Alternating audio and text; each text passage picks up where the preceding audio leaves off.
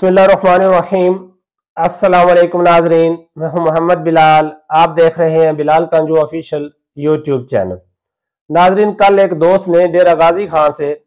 कुछ तस्वीर व्हाट्सएप की गंदम की, तो जिस पर आप देख सकते हैं यहाँ पर आपको सफ़ेद रंग का पाउडर सा नज़र आ रहा है। ये दरअसल गंदम की सफूफी फफूंदी है, जिसे हम पाउडरी मिल्डियो भी कहते हैं। ये हमारे यहाँ इतनी कॉमन नहीं है, मगर मैंने जब और काश्तकारों से दरियाफ्त किया तो ज्यादातर दोस्तों का यही कहना है कि टुकड़ियों की सूरत में हमला नजर आया है, और खासकर अक्टूबर 2019 के ऊपर ये नजर आया है। साथ में मैं आपको ये बताता चलूं कि इस बीमारी के फैलने के लिए 10 से लेकर 31 डिग्री सेल्सियस तक टेम्परेचर होना चाहिए, और 60 से 90% तक जो रिलेटिव ह्यूमिडिटी है, यानी हवा में नमी का जो तनासब है वो हो, तो इस बीमारी के चांसेस मौजूद रहते हैं, बल्कि ये बढ़ सकती है। अब ये जो पत्तों के ऊपर आपको पाउडर सा नजर आता है, स्पॉट से बने हुए नजर आ रहे हैं, ये ऊपर वाली सतह पर ही होते हैं, ज्यादा अंदर गहराई तक ये नहीं जाते। मगर ये जरूर है कि मां सिवाय जड़ों के जमीन के ऊपर जितने भी पौधे के हिस्से हैं, खासकर पत्ते,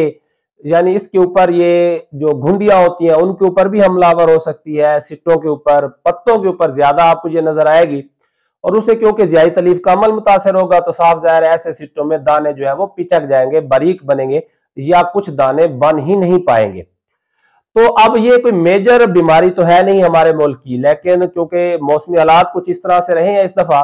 तो कुछ जगहों पर ये देखने में आ रही है। तो पहला मशवरा तो आपको यही है कि जो ट्रायाजोल ग्रुप की फंजीसाइड है, खासकर डाइफिनोकोनाजोल, स्कोर का नाम आपने सुना होगा, इसके अलावा आप टैबोकोनाजोल भी कर सकते हैं, या बने बनाए जो मिक्सचर मिलते हैं जिसमें पायराक्लोस्ट्रोबिन प्लस टैबोकोनाजोल जैसे पायराजोल वगैरह है, आप ये स्प्रे कर सकते हैं। इसके अलावा नटीवो